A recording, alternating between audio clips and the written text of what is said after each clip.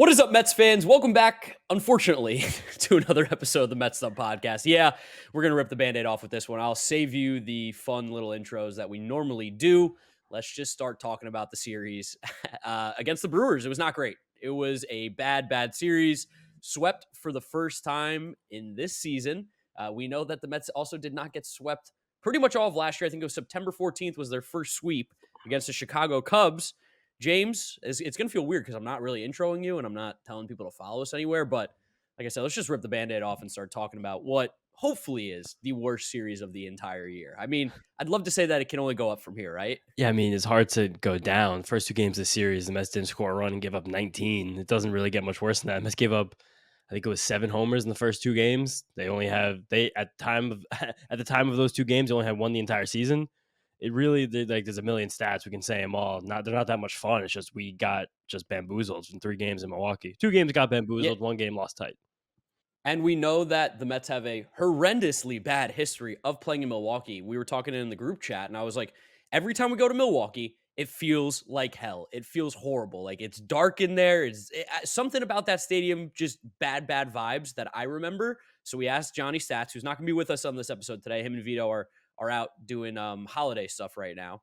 But we asked for some stats on what the Mets have been doing in Milwaukee the last few times that they've been there. And what did it come out to, James? That they've lost 18 of their last 21? Yeah, the Mets are 3-18 in their last 21 games in Milwaukee and had a stretch from 2016 and 2021 where they lost 14 of 15 in Milwaukee. Oh, So this place God. just seems to be a place the Mets can't play baseball at all. So I don't even know how, because in that time we've gone through multiple managers, tons of different players, different owners, and for some reason when the Mets go to Milwaukee, we can't do it. Even just the fact that we won 2 games in Milwaukee last year, clinched a playoff berth. That was 67% of the wins the Mets have had in Milwaukee in 5 years. 7 years, actually. 7 years. Like, it's ridiculous. Yeah, they just don't play well there. I don't know what it is. I know we saw in game 1, I believe it was Jeff McNeil had a problem with the field, and they spoke about it a little bit more in game 3, that Jeff McNeil made a play that was very similar to the one that he made in Miami, where he like slid on his knee to try and grab a ball and like get around it. And he did it in Milwaukee. And when he slid into the ground, his knee basically just got stuck and the grass kicked up, and he basically did like a somersault. Could have gotten seriously hurt, though. Thank goodness he did not. It was like a very awkward looking slide. But he was screaming at the ground, saying obscenities at it and going, no, I've never seen someone so angry at the ground. But then when they asked him, like, why was he so mad? He said, I've played here a couple times and made similar plays. And it feels like the grass in the outfield specifically is not rooted into the ground. He goes, it just feels like there's like just a ton of dirt underneath it. And it's basically just laying on top of it, which got to imagine doesn't feel great as a player.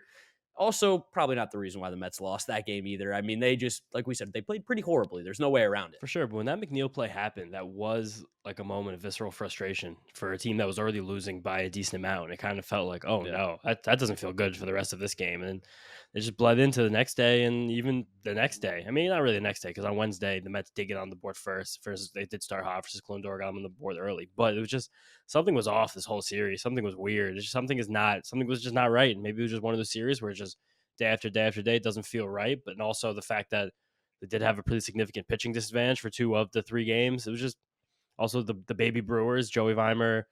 Is it Weimer or Weimer? Weimer. Joey Weimer. I've been saying Weimer for years. So Joey Weimer, Bryce Terang, Garrett Mitchell just became murderer's row. Garrett and Ruth from the Yankees just hitting every single thing out of the park. Bryce Terang might hit 9 home runs entire Major League Baseball career. He had a grand slam off Tommy Hunter that's still going right now. It was just crazy to watch this whole series. I had a friend text me. They're like, dude, you told me Bryce Terang's not that guy. Like, you said you were never about him. I'm like, well, he had like never hit a ball 109 miles an hour in the air in his life before until he hit that grand slam off of Tommy Hunter. Garrett Mitchell and Joey Weimer, like, I mean, and even Bryce Terang to a fault, they have all been highly touted prospects. Garrett Mitchell should have been like a top 5 pick in the 2020 draft, but he has type 1 diabetes, so he dropped in it. That's why? And yeah, no, he dropped. There was just like the diabetes concerns about his health and everything like that. But he was a standout, phenomenal player at UCLA. We got glimpses of it this series where he showed the power. He obviously has incredible speed, is a phenomenal center fielder, looks like a very good player for the Brewers' future. And Joey Weimer, 5th round pick from that same draft out of University of Cincinnati, the dude does like very specific things very well. He runs really fast, throws really hard, hits the ball really hard as well. And like, those are all the makings of a good player, and he showed it this series as well. I also believe Terang was either a 1st or 2nd round pick way back when he was taken. These are, again, like These are not this is not murderers row, but these are not No. talented ball players. And we did warn everyone going into the series that the Brewers had made some genuine improvements to this roster during the offseason, namely Jesse Winker, who we just can't seem to avoid. Wherever that guy winds up, No. he does something to kill the Mets. Whatever is in Jesse Winker's brain that allows him to beat the Mets every single time, we as society, possibly as a government, should capture it, should analyze it, and be able to try and transpose that to other people we need in competition and anything really in the entire world. Because whatever clicks inside of Jesse Winker's brain when the team on the other side of the field is wearing clothing that just says Mets on it or New York, when the colors of blue and orange ignite something in his freaking brain. They can't stop him. And you just knew every game of this series, like he's going to do something, he's going to do something, he's going to do something. And even he's inevitable against the Mets. And also William Contreras, who's hitting the ball hard, doing a lot of things. Like this lineup isn't bad. Their pitching staff is good. Their bullpen always has freaky guys you never even heard of before. You're going to throw hammers and crazy fastballs and sinkers and changeups and whatnot. And they think they're a good team. I don't think they're as good as they were these last couple of days. I think 9 home runs in 3 games Yeah. and scoring 26 runs. Like that's a little ridiculous, but I think a lot of things went together this series and they just completely downed us. Yeah, the Jesse Winker tweet you put out was funny today about like some way, somehow we got to find a way to get him on the Mets just simply so he doesn't have to play against the Mets anymore. It's kind of like when the Mets traded for Kelly Johnson in 2015. That guy killed us so badly when he was on the Braves or any team. Get him on the team. He's got a little magic. I mean, I don't think the Brewers are going to be making a move for Jesse Winker right now, especially if they're competing for a playoff spot looking this good. He looks like he's a big part of this lineup so far. Very, very, very good player. And, it stinks, Brian Anderson, too. I mean, we'll go through it as we go through the games. Brian Anderson, who the Marlins cut for seemingly no reason, he'd be the second best hitter on that roster, without a doubt. And I know a lot of people were giving me crap on Twitter because I said the Marlins cut him for absolutely no reason whatsoever. And basically he said, or people were replying oh, he was hurt all the time. He was disappointing. And it's yeah, but to give up on a guy who was clearly good and had clearly shown talent before, yeah, maybe the change of scenery was also a big thing. And going from a park of Miami to Milwaukee, which is a lot more hitter friendly. But me and you have watched that guy play a lot. And we're this dude was always a ball player. This was someone who was I can't believe the Marlins of all teams don't want this guy. Brian Anderson had 3 home runs this series against the Mets. Not even the series. Brian Anderson had 3 home runs in 2 games against the Mets. He had 3 home runs his last 140 plate appearances. It's you can't even make it up. And he went almost 100 full plate appearances before this series without hitting even 1 home run. It didn't even make sense what was happening. He looked like he was getting around on the ball so well. You never want to say this, but it did feel like there was an element of this series where they almost knew what pitches were coming. There was nothing at all to surprise them. They were taking close pitches. They weren't chasing anything. You could chalk a lot of it up to some of these Mets pitchers not looking great, and we'll start getting into these games specifically now, but it just felt like they weren't surprised by anything. There's not one thing a Mets pitcher could do to get after them, and that started on Monday afternoon with Carlos Carrasco just going out there and just looking like there was something missing. By the time he had left the game in the 5th inning, his fastball was down below 90. His low one was below 89 miles an hour. It never dipped that low in the spring. It never dipped that low last year. He was really laboring through the 3rd and 4th innings, and he still went out back there for the 5th, and then the floodgates just absolutely opened, which was completely just capitalized by the Bryce Terang grand slam off Tommy Hunter. Really had to wear one on his sleeve that day and pitch a couple innings, even though the Brewers just kind of teeing off on him. It was a bad showing. It was one of those games I just really can't wait for this to end. Game started weird too because Carlos Carrasco on the mound before he even threw a pitch got a pitch clock violation because he was taking too long, and he was oh yeah, it's my fault. It was a weird start to the game. There was something that happened in the first inning that I wanted to make note of before everything went south, and I was oh, this would be cool to talk about when the Mets win this series. Stupid me, little did I know they were going to get absolutely destroyed and swept. But in the first inning, there was a 3-2 count to Francisco Lindor. Brandon Nimmo was on first, and Nimmo stole. The pitch that was thrown was very much in the strike zone, bottom of the zone, but it was without a doubt, the whole ball was in the zone. It was a strike, but because Nimmo was stealing, William Contreras, who's not a great defensive catcher anyway, had to get up out of his crouch, blocked, I believe, Alan Porter, who was doing the game behind the plate, and ended up getting Francisco Lindor a walk. So just one of those cool little baseball intricacies that sometimes you miss when you're not fully immersed into the game. But I thought it was very cool. Saved Lindor from a strikeout and got us first and second. Didn't do anything, though. Didn't do anything. As we know, he didn't score any runs the first 2 games. That was pretty much it, I feel for the offense in that first game. There wasn't a lot to talk about there. The big story was Carrasco. The velo dropping is concerning, I think, to say the least. At the end of the day, you gotta look at it from the outside perspective. And when you see a guy who sits 92, 93, a guy who has been very effective for us in the past, you're going to have bad starts. That's going to happen. Even when you are sharp, even when you're at your best, you're going to have bad starts in a season. Sandy Alcantara lost to the Mets the other day. Corbin Burns had a bad start in this series, the best pitcher in He's had two baseball, bad starts arguably. so far this year. Yeah, arguably the best pitcher in baseball. So you're going to have bad starts, but the velo dropping in the way, like you said, it was a very laboring start. Something was off. I don't know what it is. I don't know what it was. Hopefully it's, just kind of going through, breaking off some rust of like being in a real game after a spring training. That was a little bit weird with World Baseball Classic and everybody coming in back and forth. But yeah, we just wasn't sharp from game one at all. No, really wasn't sharp at all. And again, you are very concerned with that because Carrasco has had some elbow issues the last couple of years. He's, of course, getting up there in age. He had the lower body issues 2 years ago. And there's such a big difference between sitting 92 and 93 versus sitting 89 and 90. Huge.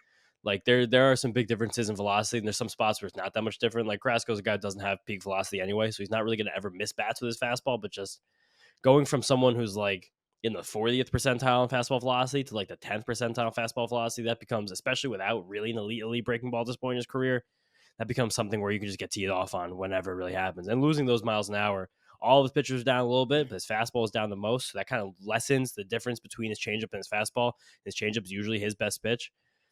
It's not good. Another thing that happened in this game that was really confusing was Dennis Santana, who seemed like he was becoming a bit of a high leverage lane option for the Mets in the Marlins series, pitched for a third day in a row in a game that was 10-0, where I understand that he's probably the back of the high leverage options that were out there in that bullpen between Rayleigh, Ottavino, Robertson, even Drew Smith, and maybe even John Curtis at this point. But for anyone to pitch third day in a row, we were really excited last year by how this bullpen was managed. The fact that there were so few guys who did pitch on back-to-back days.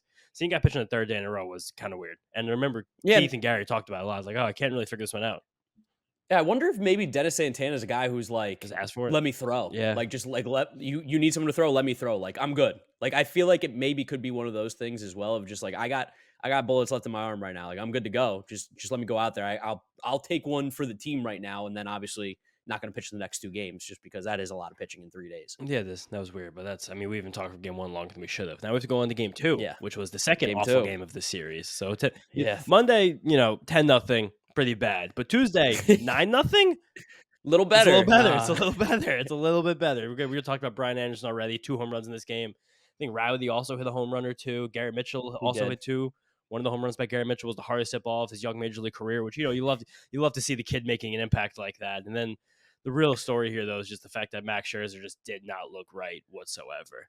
Well, it's like he didn't look right when he didn't look right, he didn't look right. But there were things that he still did that I feel like are getting glossed over that like make, because there are people that are like, like doom and gloom, like, oh my God, this is it. Max Scherzer's old now. Like it just happened. But like his slider still had a really good whiff rate. His cutter was still very effective. It's just it seemed like he lacked the command that you normally associate with a pitcher like Max Scherzer, because the balls that were being hit, where you see the locations or where they were left, it's like, oh, it was in the heart of the plate. Like they were mistakes. The Brewers also did stack this lineup of lefties. Now we know Max Scherzer does struggle a little bit more with lefties compared to righties because he usually is able to just play off that amazing fastball slider combination. And when he is playing that the best way possible, you can see him really tunneling those pitches so the hitters just can't tell what's coming until the end. And that wasn't really happening. He had poor command of the slider, was out of the zone a lot. And ones that weren't were down the middle. And you saw the fact that he probably didn't have feel for that slider because of how many changeups he was throwing, which is a pitch that Max uses, but doesn't use as much as he was using it on Tuesday night. And it was just, I don't know. He gave up a ridiculous 14 hard hit balls in this game. That is like, when you look at the hard hit balls in Savant, they're like the little flames, like next to a guy's name. They had to extend the box score out and over. It was just, they were teeing off on him. That was tied for the most hard hit balls Max has ever given up to start in his career. With a game in late September 2021 against the Padres, and he was with the Dodgers when he was kind of like, he was basically falling apart at the seams at that point in the season. His arm was getting very tired. He couldn't really do that anymore. And this is he's thrown now other 2 games in his career where he had at least 12 hard hit balls, one of them being the wild card game last year against the Padres. All of his games come since the start of 2021.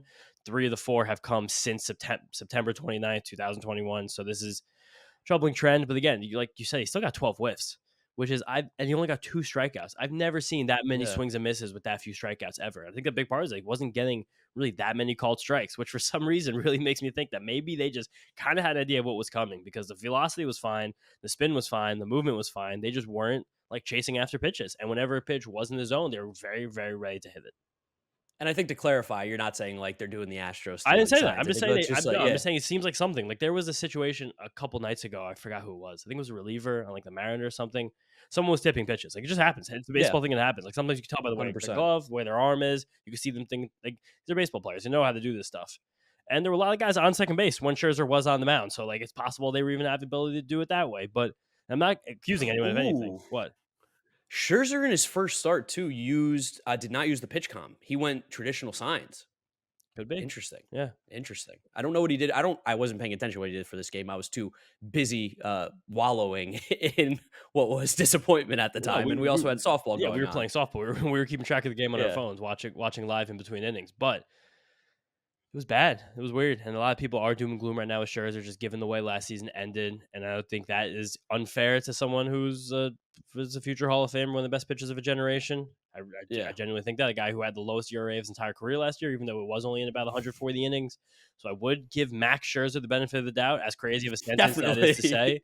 And I would just say, let's get ready for the next one. And then we had the next one, and I was happy for a while in this one. This I was so game hurt happy. more. We had the debate on Tuesday night with some of the softball bros of would you rather lose a game by a lot or lose a game by a little? And I think it's very obvious after the series. I'd rather lose the game by a lot because, which is opposite of the way I was Yeah. talking the other day, because Yes. we, That's what I said at the yeah, game. I was like, I'd rather just get the pants beat off of us so that like end of the day, like I mean, like you could even see with the guys on the bench, and I think this is something that's important too, is like we noticed this last year and through talking with players, like remember when we talked to Nito, he was like, yeah, like we see stuff on Twitter and we like laugh, and he made a comment about how like Mets fans get like so crazy, like when a team loses a couple games, like it's over. And he's like, dude, we know we're good. And even Lindor after the game today was like, we know we're a good team. We know we have the it factor. We know we got a good lineup. Like this is just like a bad stretch of games. We had a bad stretch last year to end the season. I'm happy it's happened now rather than at the end of the season. Like now we just have to make sure that doesn't happen again. And for them to not, it doesn't feel like anybody's pressing. And there were times where it can feel like a team's pressing, and that's like super, super bad and not something you want to see. It just feels like they're kind of like we played bad. That's really what it came down to. We did not play well. I had to censor myself there a little bit here. I didn't want to say a yeah, word. good one. No producers in the stream right now, so we gotta be more careful about what's going on. But I do agree with that. It doesn't feel like anybody's pressing, but it just does feel like they can't push any of the right buttons. Like even the way this game Yeah. started, like you get a run the first inning off Corbin Burns. Francisco Lindor hits a rope down the line. Nice RBI. He had his best game of the young season so far with 3 hits, 2 doubles, 2 runs, 2 ribbies. Then the Brewers come back, take the lead, and then they storm right back, tie the game, and take the lead with 2 big Pete Alonso home runs. Finally felt like this was Yeah. the game where both of those guys got back on track, and those two, statistically last season, were the best combination of players in any lineup in all of baseball. Home runs, RBIs, everything. They were. Maybe they're not anymore because now Juan Soto is going to play full season Manny Machado, and those guys in Fernando Tatis yeah, and yeah, Xander the guys in Bogaerts. St. Louis are pretty good. The 2 guys in Toronto are pretty good. There's a lot of good combinations. 2 guys in Philly are pretty good now, but Mike Trout, Shohei yeah, those guys Otani. aren't that bad either. But I will again, like these two are as good of like a middle of the order duo you're gonna have in Major League Baseball. They're two absolute superstars, and the fact that they were like, all right, didn't have a good couple of days. We're facing one of the best pitchers in the league today. We're gonna pick everybody up. We're gonna get it together, and it just still wasn't enough to get them over the hump. It was really frustrating, and a part of that was the fact that David Peterson didn't really have his best stuff today. He was a little bit erratic, command. He was just wild. He sailed a lot of fastballs, but in the middle innings of this game. And they were talking Yeah. about in the broadcast too. For some reason, he just wasn't tucking his shoulder, wasn't following through the right way. But there were too many fastballs that were just high and left high. They weren't really able to pick off the top part of the strike zone. Weren't even the spot where you can get a hitter to even think about swinging at. It was just like sail, take a step back, not think about it. And then that led to lots of long counts, lots of 2-2s, 3-2s, 2-1s, 3-1s. You only had 2 0-2 counts the entire day, which you just really just hate that. You want to be in command a little more than that. And he had a lot of trouble placing his slider. Just really Yeah. couldn't put it in a spot where it would get meaningful whiffs or get in a spot where he could possibly get a call strike. Got one call strike, I think, on the curveball, and something cool about Peterson that he still just has this good changeup that's kind of fallen back to this fastball slider repertoire. And that changeup actually did come up really big for him today. Didn't give up a hard hit ball with it. Got a lot of whiffs and called strikes with it. That was a pitch that really did get him to where he had to get through in this inning to even get through 4 innings, get to that 5th inning when it looked very laborious early. Yeah. So some good, some bad. I mean, it just wasn't a good day. It wasn't a good place for the Mets to pitch. It's not a place that the Mets can win, really. Yeah, with David Peterson, what I noticed watching the game was, like you said, those fastballs were all sailing high. And usually when that happens, that means your arm's kind of lagging behind. It's like two things. You're either overthrowing or your arm's like lagging behind the rest of your body. And to be fair, Mechanically, it did not look like he was that comfortable on the mound today. Mechanically, it looked like he was trying to figure out where his arm slot should be, when he's supposed to be releasing. Like, just everything just felt a little bit off. And when you're a guy who's 6'6" or whatever 7. David Peterson is, 6'7", your mechanics are even more important than when you're a guy, let's just say, that's a little bit smaller, like a pitcher we used to have, like Marcus Stroman, who can be a little more, I don't want to say fluid in his mechanics, but there's less error that can really affect what's going on with him. Where David Peterson, if his arm's lagging behind, he's got a huge arm. He has to bring that thing forward, and that would lead to why the slider wasn't really able to locate because the arm was dragging. That would lead to why the fastballs were all missing high. Even some of the sliders were missing high, which is something we never see from David A Peterson. lot missed low too, and I think this is something that actually happened to him the first 2 innings in Miami last weekend. I talked about that at length Yeah. last week. It seemed like it took him 2 innings to get comfortable, and then he did settle in. This is just simply a better lineup, so it's a little bit harder to settle in because you kind of have to be more careful. There's seven basically in this series, 9 guys in this order who could hit a home run at any given moment because now Bryce Terang Yeah. just can't hit home runs. Now Gary Mitchell can't hit home runs, so you had to be careful. And then there's also probably added pressure of being the last guy going up with a sweep on the line. Corbin Burns on the other rubber, who we just crushed, and that makes it all so Yeah. much more disappointing. And this game kind of fell out of sorts in one instance in the 5th inning when David Peterson came back out to start the inning, and we had a little bit of argument about this off air. I was okay with him starting that inning because it seemed like he didn't, like, there was no point in this game where I could say like he actually did settle in. So it wasn't like he was pitching well or he was like losing it. Like everything kind of felt similar. Like he was just like up and down, couldn't really do it. But he hadn't actually given up runs in 2 innings at this point. And the runs he gave up in the second, it was the third, can't remember now. It wasn't like, I don't know, the ball wasn't really being smoked. It looked like he was at least finding something. And Christian Yelich was leading off the inning. The Mets do only have one lefty in their bullpen. It was Brooks Raley, who pitched, got kind of hit hard the night before. So we don't know whether or not he was available. So you can, okay, fine. At this point, let him face the lefty, see if he can get him. He didn't get him. That was his 4th walk of the game. And now you're bringing in Drew Smith to pitch in kind of like, it was only the 5th inning, but this was a high leverage situation because this time we're winning by 2. The middle of the other order is up. They've been hitting you hard all week, and you got to get them out. And you got to a point where there were 2 outs. It was a bit of a long inning, a lot of long counts. I think he had 3 straight 3-2 counts. Yeah. Jesse Winker, everyone's favorite player, is up 1st and 3rd. And then something happened that I found kind of frustrating, but less frustrating at the time, more frustrating after the fact, because hindsight's always 20/20, where we allowed Luke Voit to get the 2nd stolen base of his career on 2nd. Yeah. And I really, truly think the Brewers were just trying to steal 1 run at that point because Christian Yelich is an athletic player and he's very heavy. So if you were going to throw that ball down, Omar Narvaez, that he probably was just going to break for the plate. So then you're in a situation where you got to get him. And it looked like he just kind of, he wasn't really paying that much attention to him because, again, you have Jesse Winker up, who is Babe Ruth against the Mets, so you really got to focus on him. And it didn't happen, and then Drew Smith just left a 3-2 changeup right over the plate. A guy who throws 10% changeups, he had thrown 3 his entire outing. It's very clearly his 3rd best pitch. Not a pitch I would have called in that situation. And again, also probably not even a situation where we don't know if Brooks Raley was available. That's something we just don't know as fans on the outside. But Jesse Winker has such stark splits between lefties and righties. I was even surprised he was starting this game against David Peterson. I keep saying Drew Peterson. I keep mixing their names together. But David Peterson, Drew Smith. David Peterson, Drew Smith. Yeah, just got to get it ingrained into your head. It was just an unfortunate sequence that tied this game. And then from that point, you were like, this just feels bad. It feels like they just took our best punch, and now we're just they have a very rested bullpen, and we have a very beleaguered bullpen. I was talking to my dad on the phone during this inning, and we were just talking. He's like, "Tell me what's going on." I was like, "Jesse Winker's up. It's like a 3-2 count. Man on 2nd and 3rd." And as I'm saying that, I go, "Oh, great." I don't like and this. he's like, "What did he do?" I was like, "Double in the gap." I'm like, I mean, this guy just crushed it too. He's got prime real estate. He owns the Mets so much, and I feel like we talk about like Met killers all the time, but Jesse Winker is up there with one of the best. Like, for especially a guy who's like Chipper Jones is obviously the all-time Met killer. Like, everyone knows that. Pat Burrell. He named his kid Shea. Like, that's elite all-time level troll. of owning. God. Like, you tip the cap to an all-time great there. Jerk. I hate Chipper Jones, but that's a great job. Jesse Winker's getting really close, I feel like, to just like every single time that he has an opportunity to do anything. The guy's a horrible fielder. He makes plays in the field, sliding into the wall, robbing home runs, whatever it is.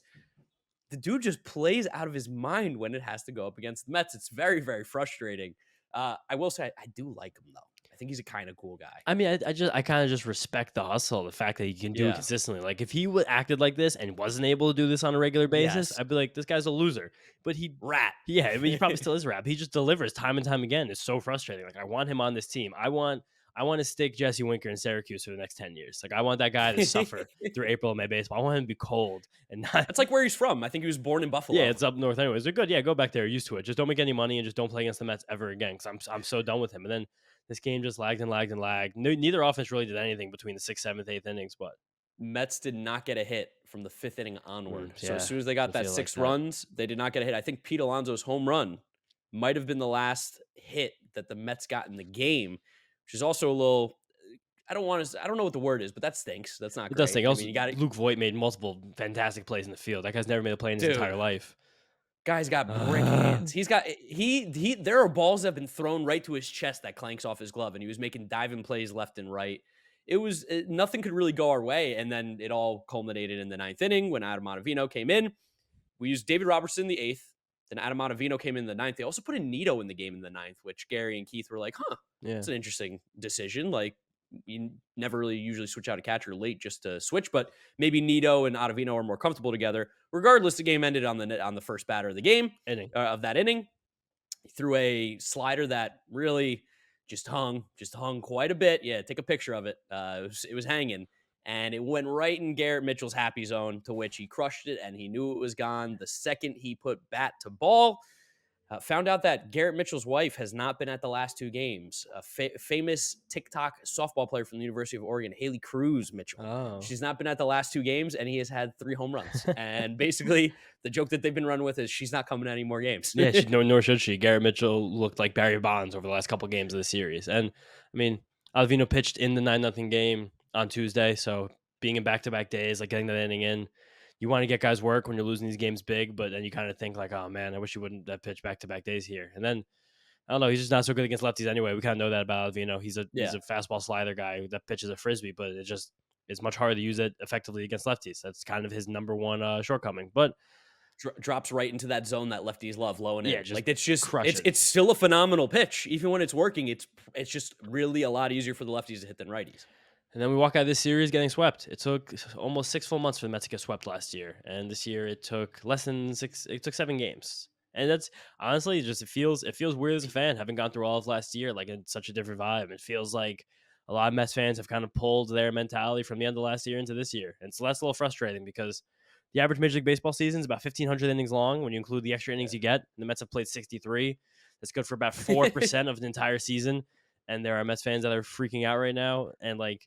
I don't know. It just depends on the day whether a fan is more upset at the hitting, at the defense, at the pitching, at the managing. It goes round and round and round, never ever goes. But that's it. We're in a spot right now where it does feel bad because we did get swept by a pretty good team on the road, but that's still no excuse for it. Actually, the Mets even get swept on the road. Oh, the Mets got swept on the road last year, just Washington, right?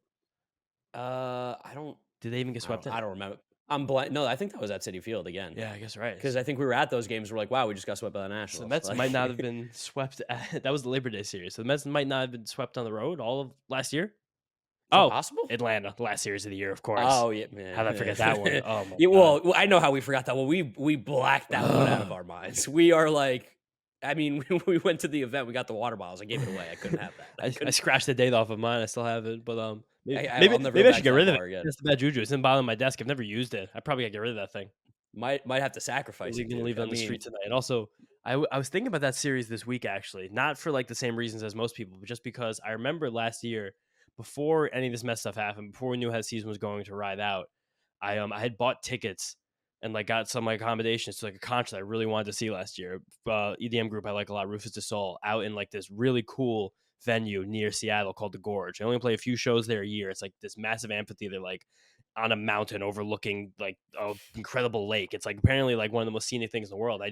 I remember like as we were getting to the end of the season, I was like there's absolutely no way I can go to this concert. I'm not gonna go there and like avoid like what's gonna happen in this Mets series. I was thinking about that because this week specifically, 2 of like my favorite musical artists ever in the world. Two neither like as even like well known as Rufus Du Sol. Jungle.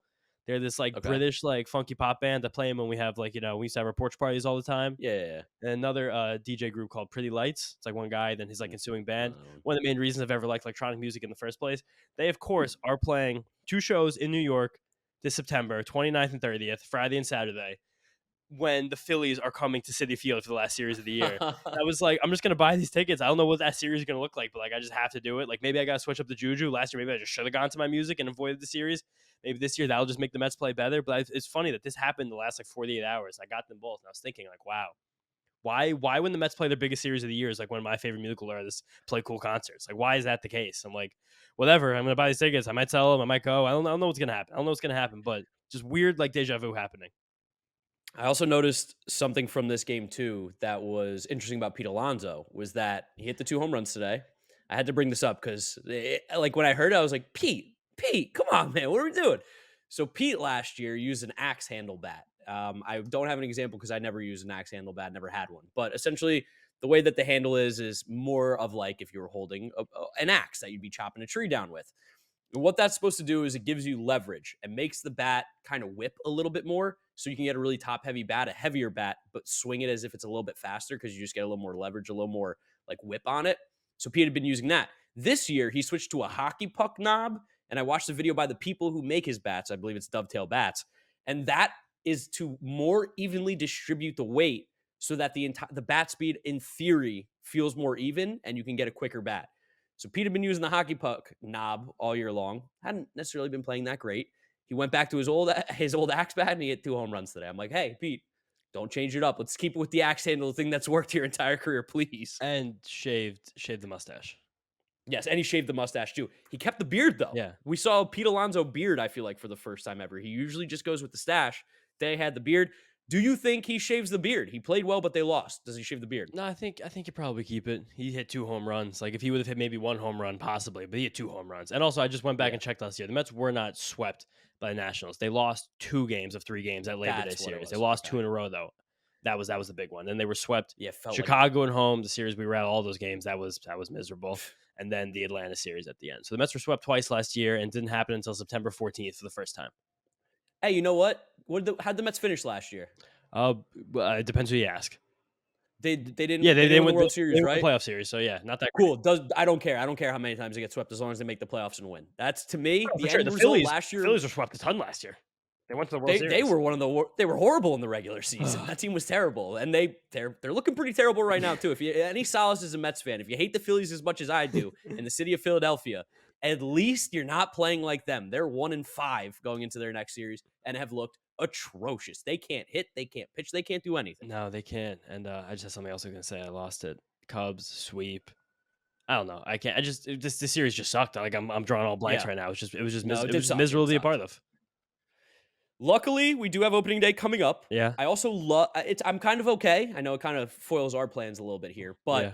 I'm kind of okay that Thursday got rained out because maybe the boys just need a little Little rest. day. They've been on the road. They've been in Florida. Get to come back to New York, relax, get in your apartment, get in your house, whatever they're doing. Feel like you're at home. Maybe get some good home cooking from the wife or whoever's making the food for you, Or make and it just yourself. relax. Or make it yourself. Maybe Mark Canna, I'm sure, is a great cook. If I had to bet anybody, it's got to be Mark Canna. But I like that they're going to have a little day off, and we start on Friday with the home opener. Of course, we're going to be at that game. So you guys know the estimate. It's coming up. We're going to have the video out for you guys after this podcast release. It should be out on the New York Mets YouTube channel within some time on Thursday, we assume, or at least before the home opener. We will be doing a live stream, though, I believe, on Friday with the 7 line at their tailgate. So if you guys want to come hang out and, just see the live stream in person, come see us. We're going to be at the marina, I believe is where they do the tailgate. Live streaming, talking about the Mets. We're apparently going to be, on the screen at the stadium too, which will be awesome. And YouTube. And you'll be able to see whether it's me or James in the tuxedo, which is going to be, it's going to be crazy. It's going to be nuts. It's going to be nuts. Someone's wearing a tuxedo to a game. Yeah, this is gonna be funny. I'm excited for opening day. I really, really wish they would have won this game just to dampen the blow a little bit, because I just feel like the Mets fans are more ornery than usual right now. Like what? I have an announcement. Nobody better boo at opening day. Oh, if someone no, boos at that'd be opening so messed day, up. you should be ejected from the stadium. Like that's like we don't. There's already the name will never be named on this podcast because we're better than that. But there are negative fans that have a following that really push the negativity around the Mets. And you're allowed to be upset. You're allowed to be angry.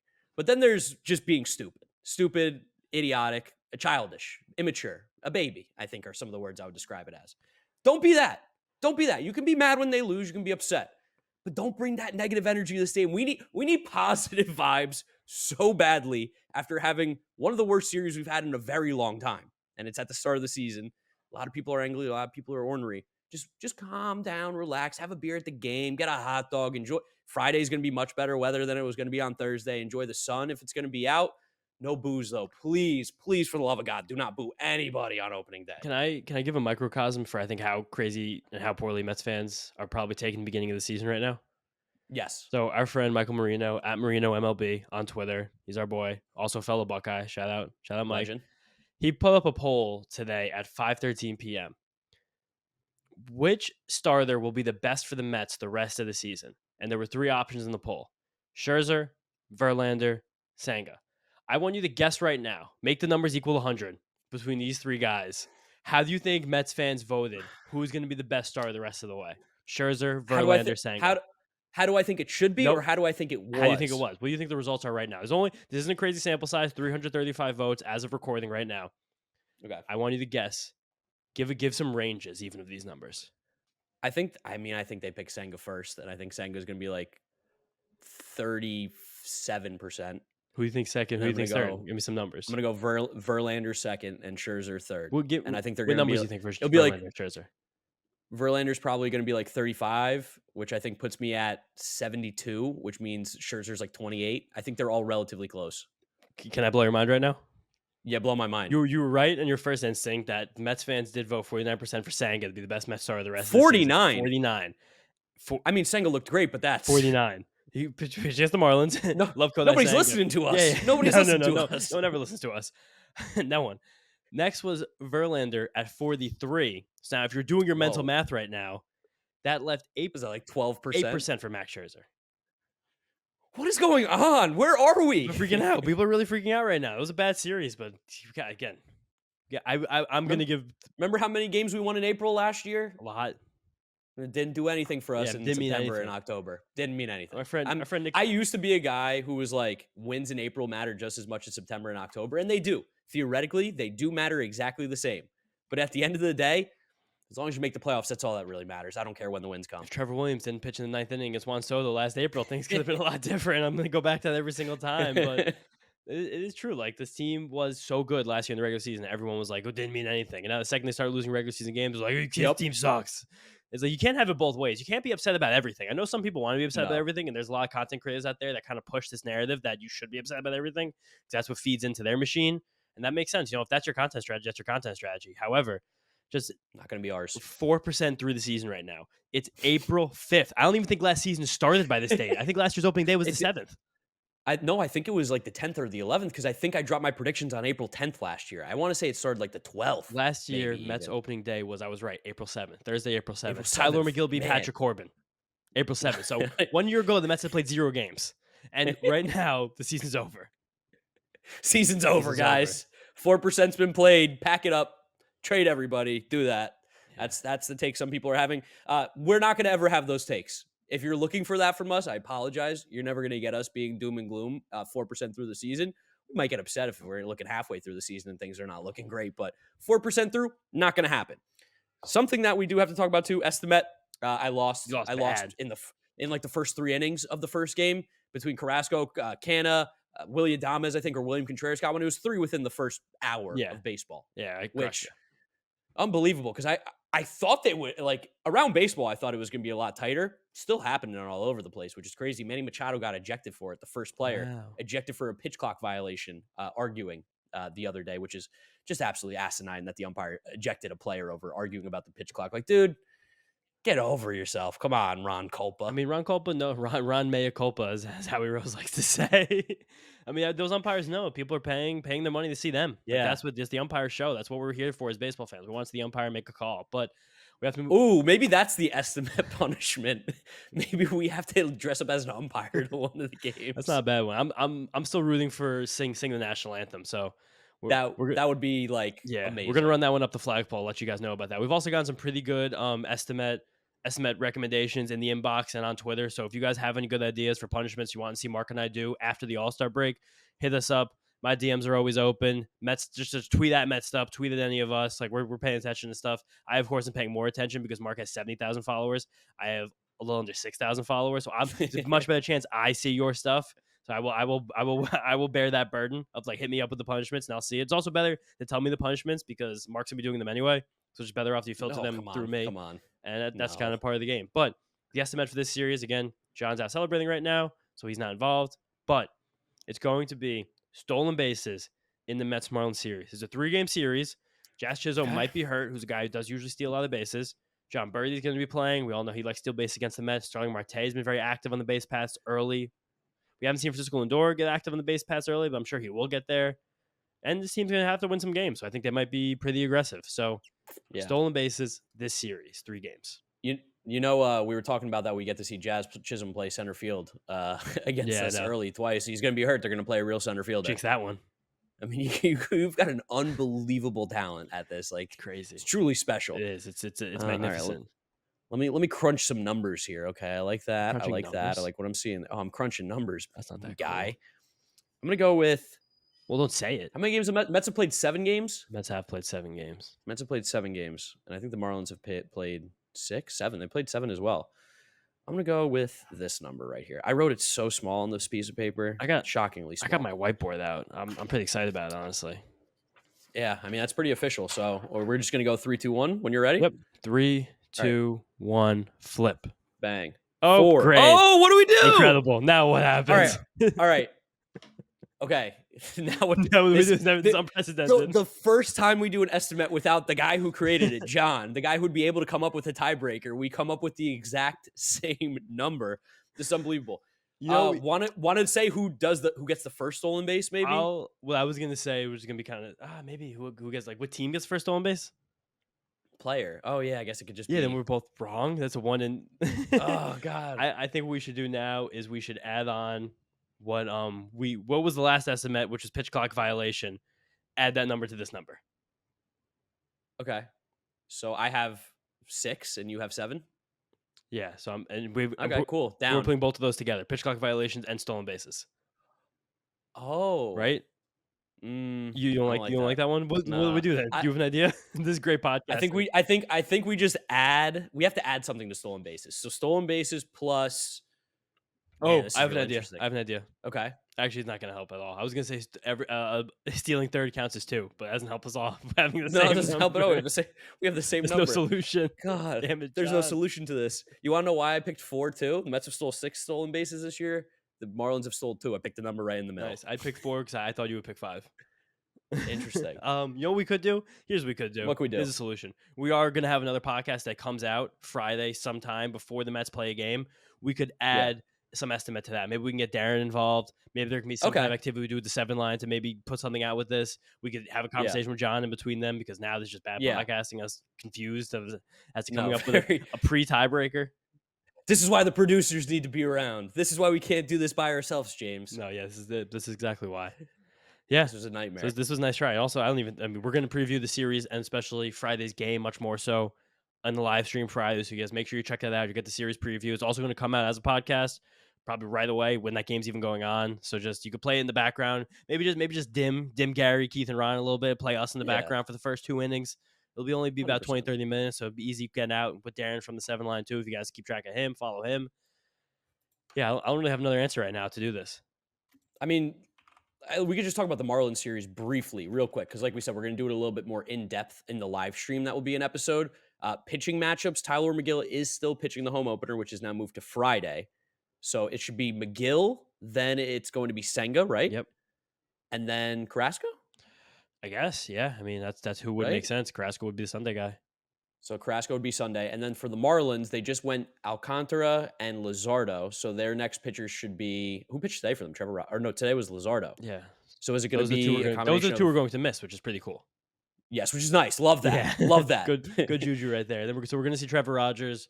I know Johnny Cueto left the last start with an injury. I was not sure of his status. And who's the last guy in the rotation we can't think of right now?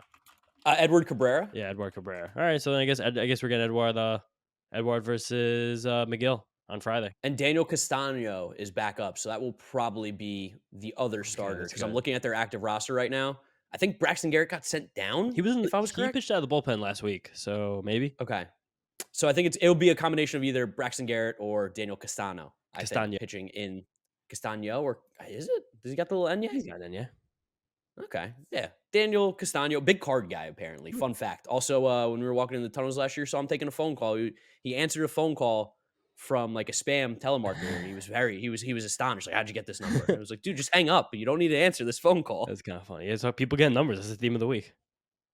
Guys, thank you so much for listening to this unfortunately depressing and negative episode. I don't know. We weren't negative. We were Still had negative. some We were fun. just No, we had some fun. We had some laughs, some goofs, some gaffs. Hopefully, you guys enjoyed it.